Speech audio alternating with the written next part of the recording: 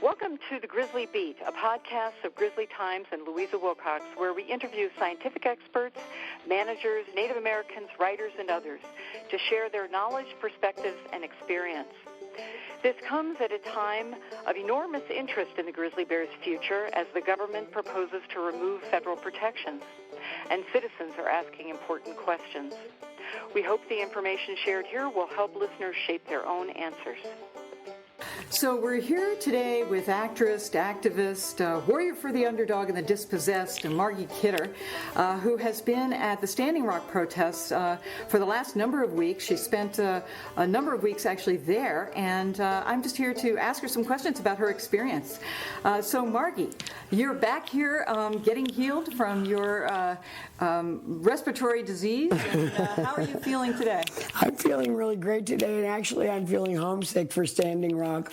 There's something so magical going on there, and it's not simply the gathering of, 200 or 300 at this point tribes, which is an amazing thing in itself, and indigenous people from Bolivia and from Ecuador and from Hawaii and from all over the place. But there's also a sense of community and shared purpose. We're all fighting climate change in our own way. We're all fighting for water. We're all fighting these big oil corporations that are destroying our planet for our grandchildren, for me, for my grandchildren.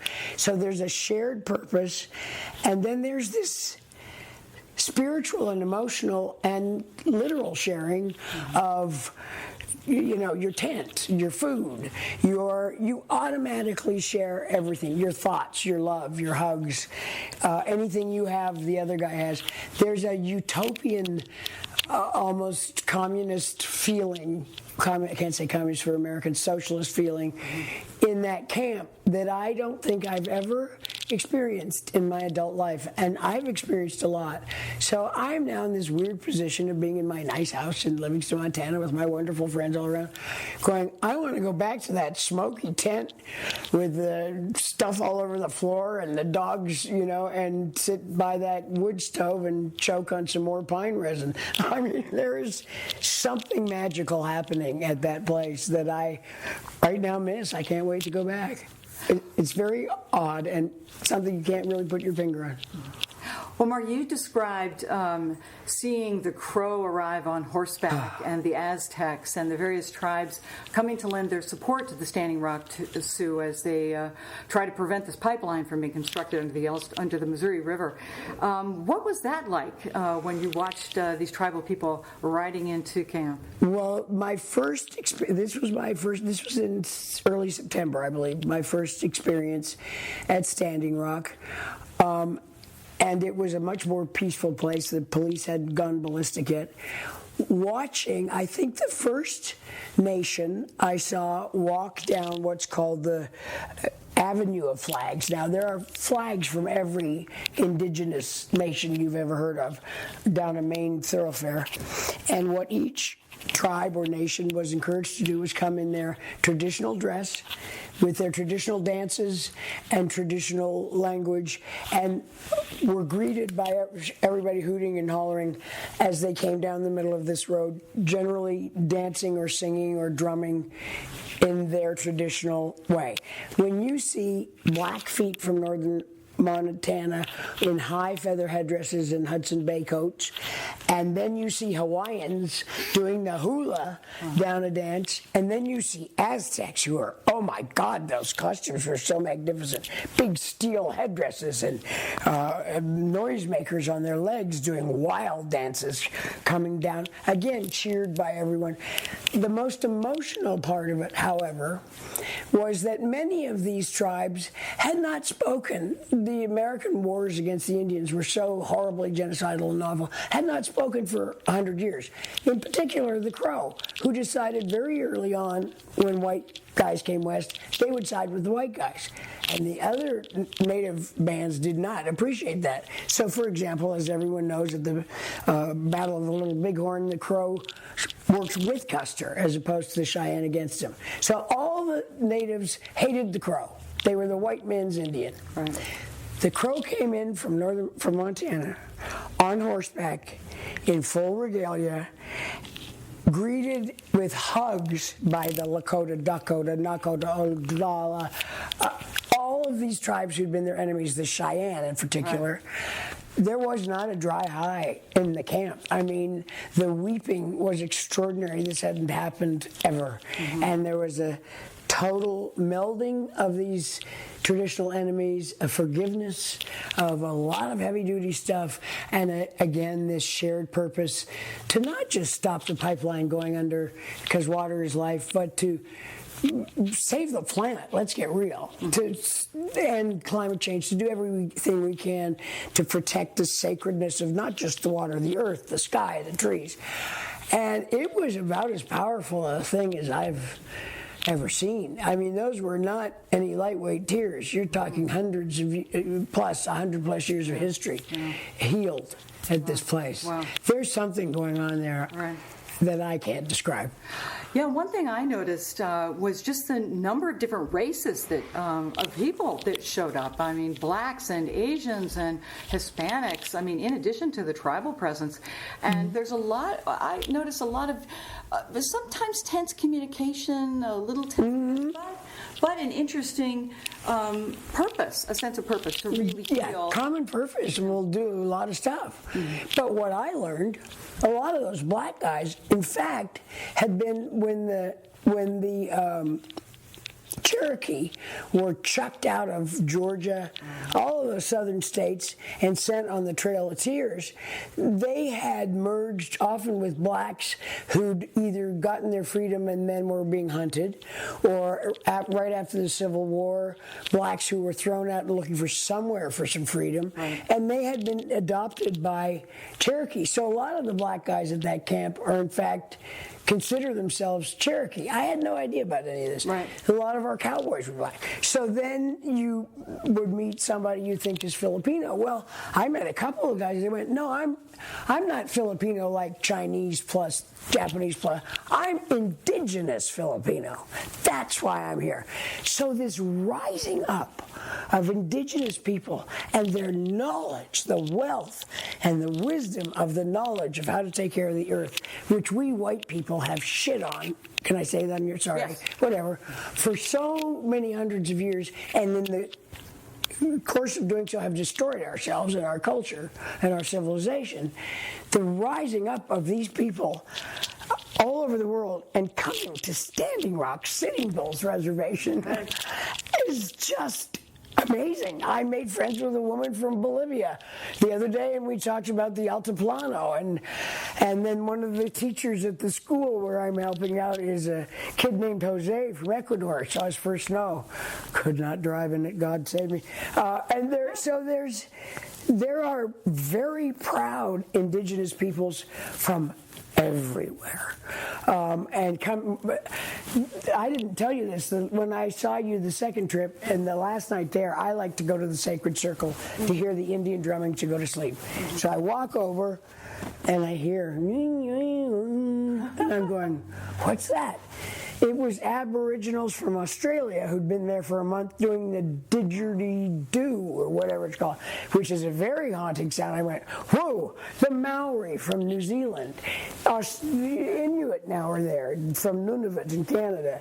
There is a rising up of wisdom and love and sharing. You know, they didn't have the individual as God the way we have in our white European screwed up minds in any of those indigenous cultures. They're there to teach us, and we're there to learn. And it is not something anyone white has ever experienced in their white lifetime, nor anyone of color outside their small communities. Right. It's amazing. It is amazing. Yeah. So what do you think, I mean, you lived through the 60s and the anti-war movement and the nuclear, efforts to stop nuclear power from escalating. I mean, what do you think this portends? Because this is sort of in a league, what's happening at Standing Rock, of some of the greater protests that I've seen. Oh, I think even bigger. I mean, I think if you look at the civil rights movement, for example, remember in the, I guess, early 60s when that sheriff, was it, in Selma turned the water hoses on the black people? Yeah. That was a turning point. White people had just gotten TV in America, went, ooh, we're bad, or some version thereof. and had to look at themselves, and that was a huge turning point in the civil rights movement. When you go to Standing Rock, and you've got these North Dakota white police, and then you've got police from all over the place shooting at point-blank range hard rubber bullets into people's faces and arms and wrecking their bodies and throwing tear gas canisters and hosing them and doing all, arresting them for no reason, targeting the press, targeting medics, trying to get felonies put on them for doing nothing but praying, and hundreds of cops. You've got a world watching this going, what's the matter with these white North Dakotans? And I don't think the white North Dakotans get that. Here's what nobody's getting. This is a goddamn Canadian pipeline. This is not an American pipeline. This is a foreign country getting poor white people in North Dakota to pay out of their taxes in these tiny little dirt poor towns for what they're calling security, which is in fact the worst advertisement for these pipelines in history. So the rich cats at Enbridge in Calgary, my other country, I'm afraid, are sitting there just screwing not just the native people with the pipeline under the Missouri River, which the white people didn't want in Bismarck, so they moved it down to the reservation, but screwing the white people by making them borrow, what was the last one 2 days ago, $10 billion for security. A town like Mandan can't pay that off. These are people who work, in the grocery store, the dollar store. They're paying for a Canadian company and they don't know it. Right. And you want to go, wake up. This is not you versus Native people. This is you versus a pipeline company, an oil industry that now owns the world. So the big question out of all of this is, can the wisdom, the love, the caring, the unity of all of us and these indigenous peoples rising up together beat the most wealthy, powerful industry in the world that basically owns our governments? Little Justin Trudeau, Prime Minister Trudeau in Canada, I'm sorry, I babysat him. He is now under so much pressure, even though he made all these campaign promises about climate change, because the oil industry owns Canada. And so now he said, okay, last night, he said, okay, to one Enbridge 3 pipeline also going through North Dakota, which will destroy North Dakota, just like the fracking has done. And he said, okay, to, what was the other pipeline? He said no to Northern Gateway. He said no to Gateway, yes to Enbridge and Enbridge 3, I think, were the ones. This industry, with the banks that support the excavations for the extraction of natural resources, which is now becoming increasingly difficult and thus increasingly dangerous and increasingly destructive to the planet and putting more and more carbon in the atmosphere, they're backed by these big banks who, so they're all in bed together, blind as bats, as my Cree friend Tantu Cardinal said. What's the matter? They've got coins for eyes. Whoa. Isn't that the best? That's empowering. Coins for eyes. They don't think their kids are going to suffer from climate change. Right. So you have so many forces coming together, meeting with our hapless media here in the States, meeting, except for the alternative media. That's you, Jeffrey. Meeting on this piece of earth, flat plane, owned by the Army Corps of Engineers, who have said they're not, going to do anything dramatic. They've played it smart. And you have all of them coming together. What's going to happen? I have no idea. But if there was ever a chance in this planet's poor, sad, tragic history to redeem the pathetic human race, which is not as smart as my dog Jack over there, or certainly the white part of the human race, it's now. If we white people listen to that wisdom, absorb it, if one oil company executive were smart, these are not the smartest, brightest bulbs in the box, he would go, wait a minute, I'm taking, say, Suncolor or whatever, and we're going to stop digging oil, and we're going to take all this money and put it in renewables. He would be the richest man on the planet, because everybody like you and me And even Joe Blow working at the drugstore knows now that the planet is in serious, serious, serious trouble, as is the human race. We're approaching the sixth extinction. And everybody knows it. So if one oil company did the right thing, do you know how much money they'd make? That's a smart business move. What they're doing now, making everyone hate them and try and find ways to not use their product, is stupid. I mean, thinking they're going to push on people more of this crap bitumen out of the tar sands, the dirtiest oil in the world, the industry that puts more carbon in the atmosphere, contributes more to climate change than anything else is the tar sands of Canada, and they're pushing it down our throats. That's going to help them? No. Right. So either a CEO will get shot, and I don't know how to shoot a gun, so they're in luck with me, or people will just find other ways to run from them. I mean, it's a losing game they're playing. Well, Margie, you've talked... I'm sorry, I got right off. No. There. You've talked a lot about the role of Canadian tar sands in this debate, and it's not talked about that much. I mean, most of the conventional wisdom is that this pipeline, Energy Transfer Partners, is all about taking oil from the Bakken down to refineries in the Midwest. But you've actually identified a bigger problem and a more serious problem that actually this is potentially the tipping point for a renewal of a pipeline or a building of a pipeline from the tar sands through North Dakota. Keystone 2. Yeah. Enbridge Pipelines out of Calgary, Canadian pipeline company, which has been stopped in Canada because of the Canadian Supreme Court rulings for First Nations people that have said over and over again, if you're going to put industry on First Nations land, not just reservations, traditional hunting, fishing lands, you must have full consultation with and express consent of the tribes, because they stole the tar sands from them. These rulings have come down recently. So they can't just go steal Indian land anymore like they used to. They got to bring the stuff down through the states that has no respect for Indian land at all, including in the courts.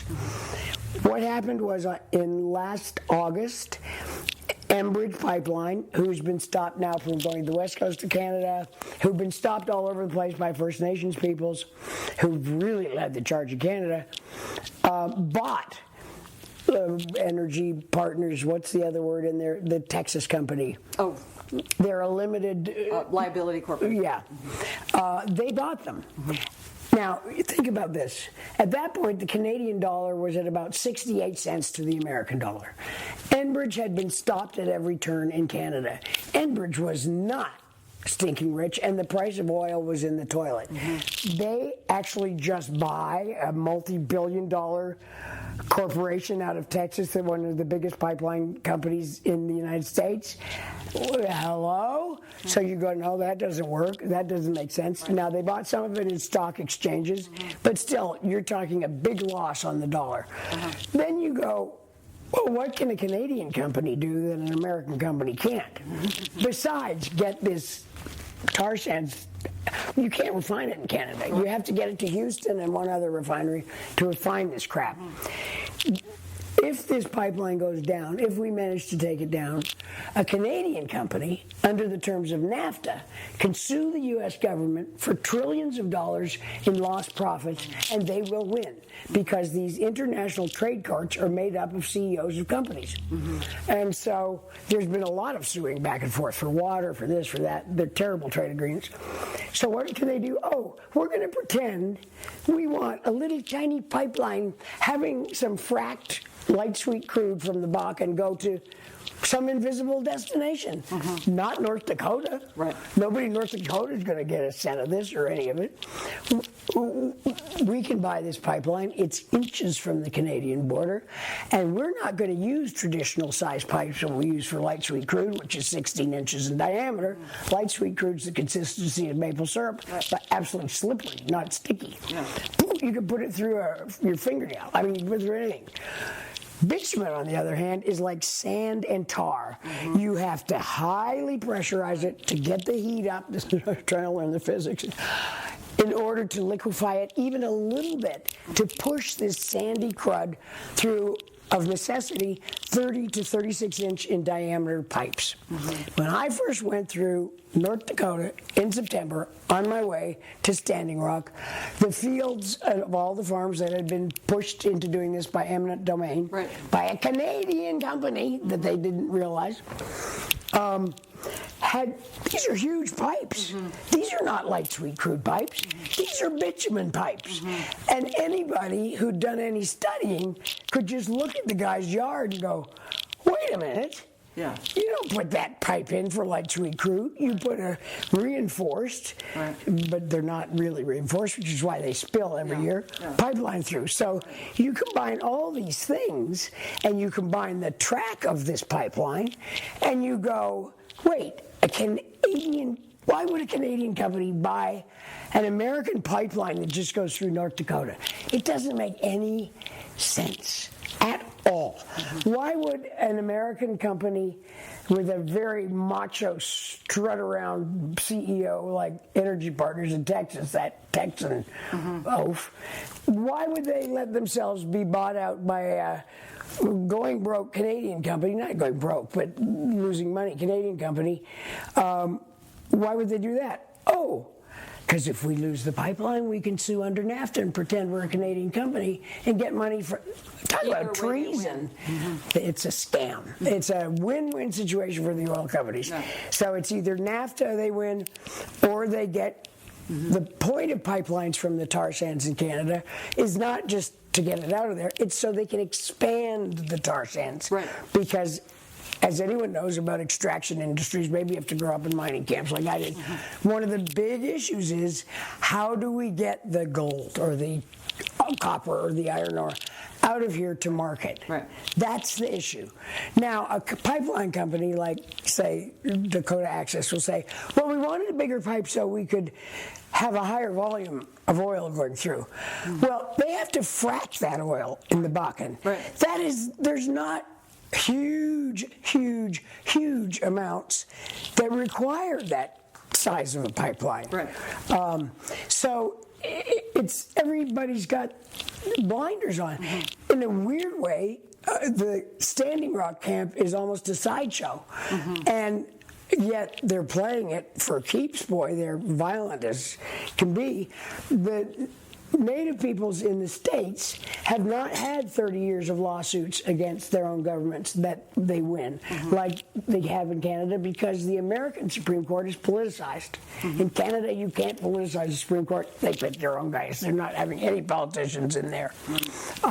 So you have a different system, and they basically, it's like the gold mine up here in Paradise Valley. That was a Canadian company. Why? Because they can't do it on Indian land at home anymore. So they're going to come do it in Montana. So there's so many issues about this being Canadian, and that a Canadian company of that wealth would allow a town like Mandan, and this is where my heart goes out to those poor white racists, to pay for, if you've seen any of the actions, you're talking hundreds of police cars coming in all directions, pinning people in, armored vehicles and militarized police who look like they're from outer space. They got so much shit on them. I mean, but they would let those small towns pay for that when it's their pipeline? I feel like screaming at people there. This is not even an American pipeline. It's been bought by Enbridge.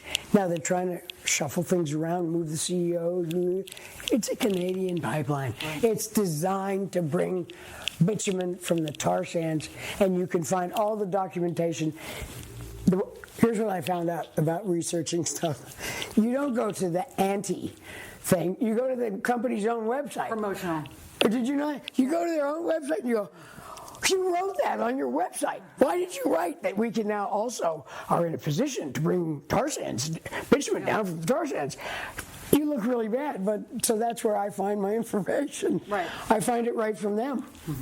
And it's all there to be found. So the American attitude, even though the racism of the whites in North Dakota is horrifying against the Native peoples, if they realized that they too were being scammed, I think that would change the dynamic of how they saw the picture. some people do believe it's just about putting a pipeline under the Missouri that could leak and ruin the water supply. It will leak. The first Enbridge pipeline across the United States dumped 1 million barrels into the Kalamazoo River and destroyed that forever, and finally admitted they didn't know how to clean it up. That pipeline leaked 13 times in 12 months because you put bitumen, which is like sand and corrosive, along, and they're using cheap Indian steel, the side of a pipe, and you're pushing it at high pressure. You're saying, here, we're going to have a leak. So it will leak. It might not leak above Bismarck, where the white people don't want it. It will certainly leak, and it will certainly destroy the economy, ultimately, of North Dakota, just as the fracking in eastern North Dakota will ultimately destroy that. Once it's had its boom and it's over, it's wasteland. The water's all destroyed from fracking. So what they're doing in Canada with tar sands bitumen is they're open pit mining it. That's why those pictures go on forever of ugliness you can't believe. What they're doing with oil in the Bakken, they're not drilling for it, they're fracking for it. It's shale. They push much needed water down in a water crisis, and they frack it out. You can't get as much out as you can with a drill or as fast. You do not need a 36-inch pipe.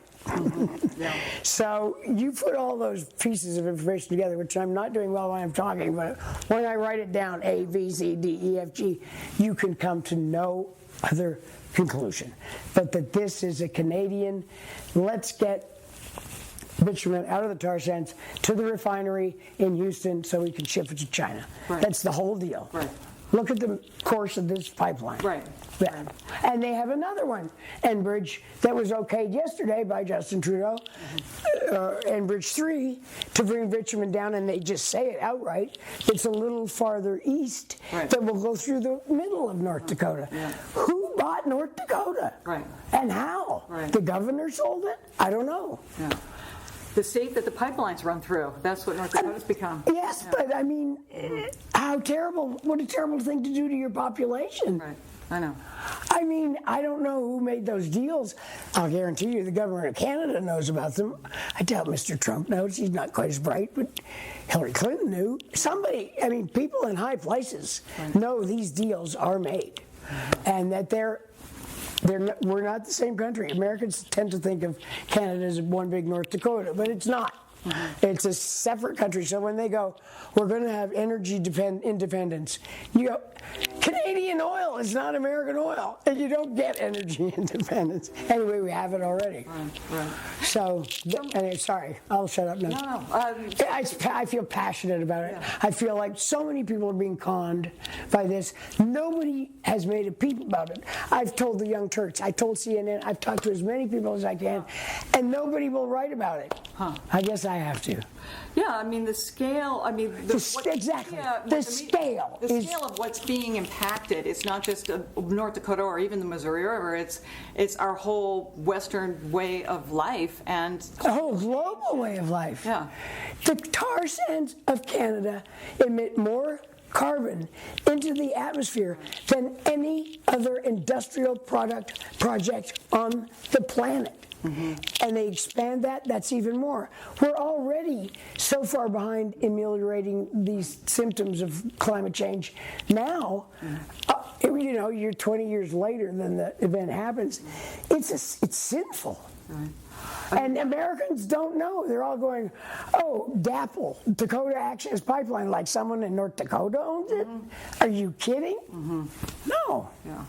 I mean, which brings us to Sunoco, and they also own part of it, and which is also a Canadian company and an American company, who own a big part of the tar sands. They are tar sands, and it's that Texan. He's so offensive that I have a hard time with his energy partners, but Enbridge is calling the shots.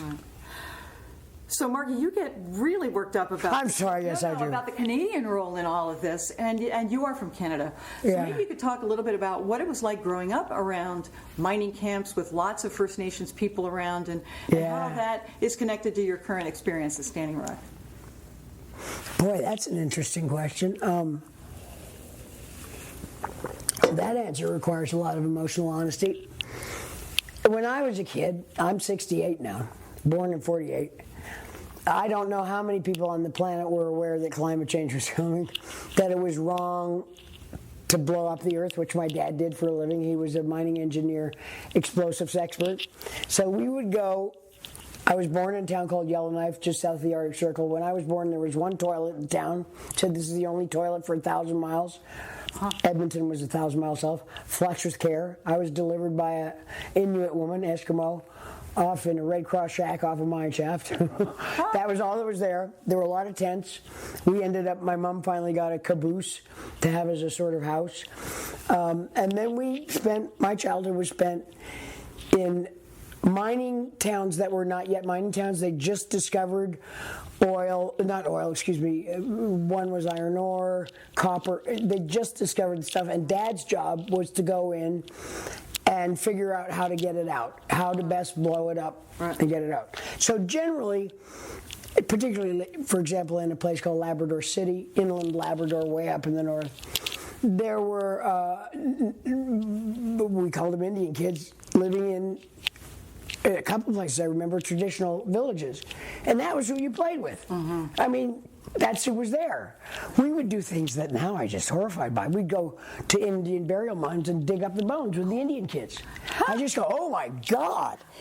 But we didn't know any different. So I got to grow up. I was really blessed in the wilderness. Literally, our backyard were the boreal forests. Mm. So now when I think of the destruction of the boreal forest, I could break down and sob at the drop of a hat. We had northern lights at night in the winter and snow for infinity, and nature went on for infinity. You just looked north. Mm-hmm. And I think now of climate change, and that no longer exists, that reality. You can't just look north and know that after there's no civilization anymore. You go right to the North Pole, and it's just the beauty of wilderness. Mm-hmm. That is not there anymore breaks my heart on such a primal level, I can't tell you. And my Indian friends I grew up with, I didn't stay in touch with them, although as a young woman I could never resist a handsome young brave, I'll tell you. And I had often thought, how come the Kidders have been in North America since 1648 and the Wilsons maybe 400 years, and nobody slept with an Indian, so I did my best to make up that. But one woman can only do so much. But so my affinity for, and I don't know what name is politically correct right now, Aboriginal peoples, Indigenous peoples, I think we're going to all end up settling on Indigenous peoples, First Nations, Native. There is a mindset that is very comfortable and loving to me and very familiar. Mm-hmm. So when I first came to the States and realized most white people had never met an Indian, I thought, this is weird. Yeah. This is kind of strange. But it's the reality of here. So now I'm at Standing Rock, and just a few days ago, and I'm in my tent. And we lived way in the north, so our blizzards were real blizzards. Uh-huh. And I'm having an American version of a blizzard, which is a little milder.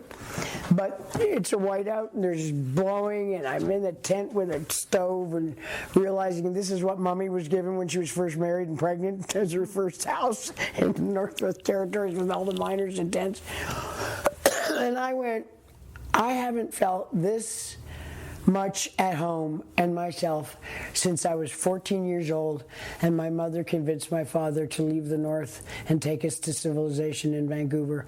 And I wept. I just sat in my tent and by myself. Alex was asleep, but I just lay there with tears coming down my eyes going, this is where I belong. I'm home. I finally, at 68, I'm home again.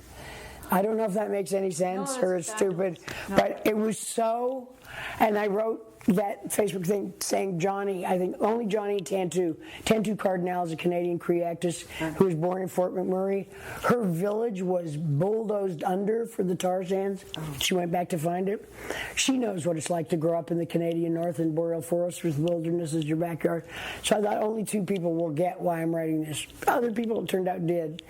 But it was a goosebump moment, and it was, God, at 68, I got to finally come home on this funny patch of Army Corps of Engineer land with all these tents and a lot of Aboriginal people who've never seen snow before and driving their cars into snowbanks. Right. That me and this other Canadian Cree girl were hauling out with chains. Yeah. But yeah, I feel, I don't know, I think a lot of people feel they're supposed to be there. I think that experience of mine is much more common.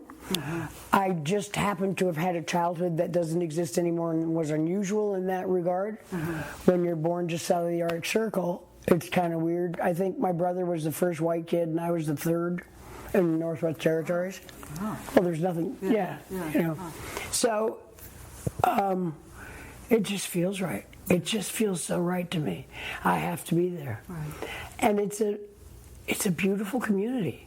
In spite of the paranoia of the young warriors and the rifts between them and the elders and how far do we go and all the normal stuff you have of people, and then the hippy-dippy healers compared to a doctor, or, you know, people arriving just to take pictures and you're going, go to work. This is about sharing and taking care of each other, guys. In spite of those little rub the wrong ways, there is something magnificent happening in that camp that I have never seen, I don't think. Have you ever seen it in your lifetime? Yeah. You try and think back and you go, well, I've sort of thought about this, but wow. Yeah. Never went camping with 7,000 people before and had to share all our food and our heat and our bedding and our clothes and our everything and our hearts. Mm-hmm. Mostly our hearts. Mm-hmm. That's the best part. What is next for you? I mean, are you... No, I mean, I'm old. You know, one of the things that's interesting also is that Aboriginal people and Indigenous people look up to their elders, and we don't here in the United States. And you get to be 68 and your body starts to go, which is a big shock. As somebody put on my Facebook page, inside every old person is a young person going, what the fuck happened? And I find I used to be really strong. I can't go out in the snow and lift a car, you know, all the stuff you think you could do. So I lay in my bed upstairs after my first or second trip and I went, how can you help? This is a monumental global moment in history that will not come again. It might work, it might not. You got to contribute. Well, you're an old lady, you're not very good physically. I have no domestic gifts whatsoever. In fact, I have basically no life skills except I read. I read a lot. I've read more than anyone I know. So I went, hey, they need a library there.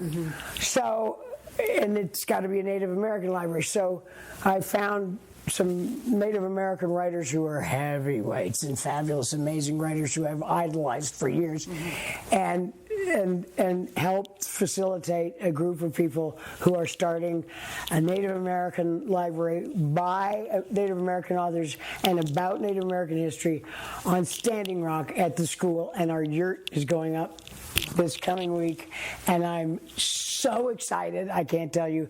And people have sent books from all over the country, and I'm pleading for more books.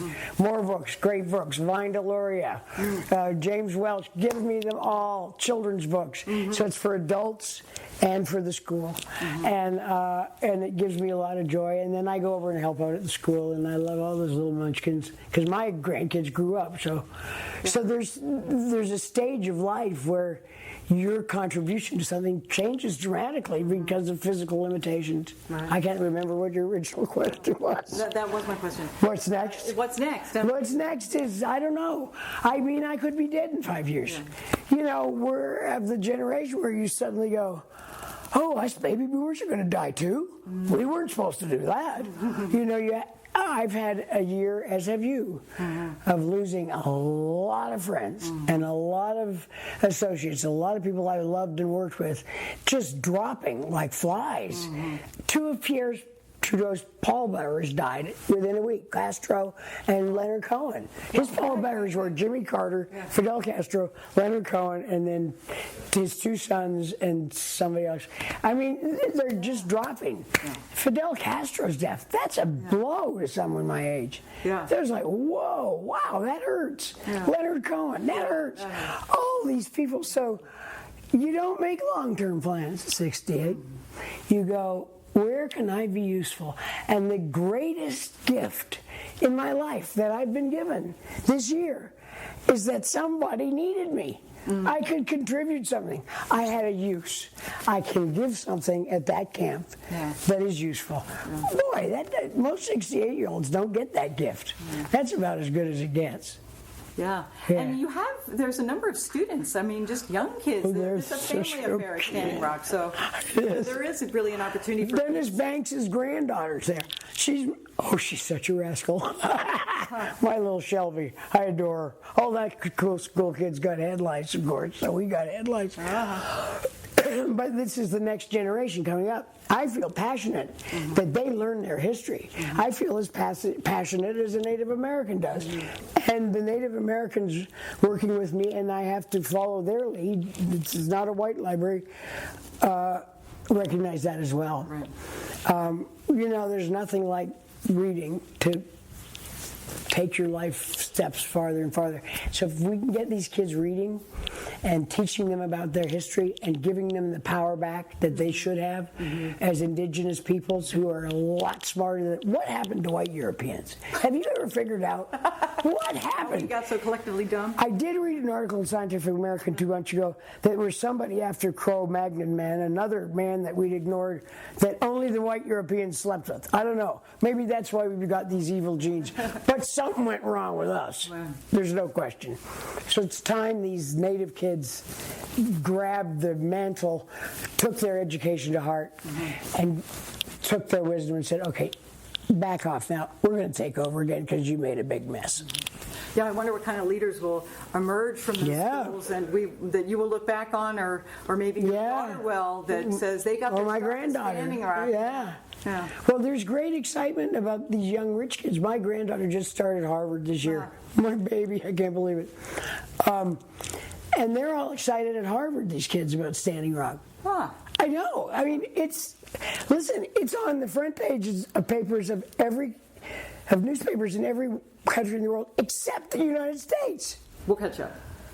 I don't know. Our media is owned. Yeah. I mean, if you look at the drivel on CNN about it, it's just pathetic. Wesley Clark, however, comes in 2 or 3 days to lead thousands of vets, and behind him, all the Native Americans and indigenous peoples from around the world, and behind them, as it should be, as white people are screwed up, up to the front lines.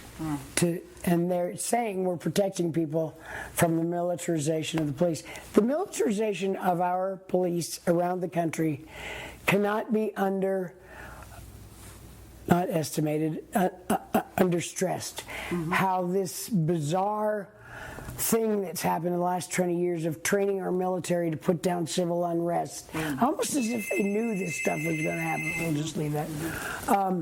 So that someone with the stature of a 5-star general who spoke out so eloquently against Iraq is leading a many thousand strong contingents of vets in support of this movement tells you a lot, because the Army and the military know what Bernie Sanders knew, which is the greatest threat to our national security is climate change. It's not the Chinese or the Russians, for heaven's sake. I mean, that's just stupid. It is the challenge of our time, and it's the only issue. We won't be here in 100 years if we don't do something about it. My grandchildren will be living in a world where people are having war over a cup of water. I don't get to sit back and do nothing in that reality, because I was a baby boomer and had a great youth. We had a good time. I have to get back now till I die. Well, thank you, Margie. You're welcome. Talking to you. We're with Margie Kidder in Livingston, Montana, on her way back to Standing Rock. Yeah, who talks forever.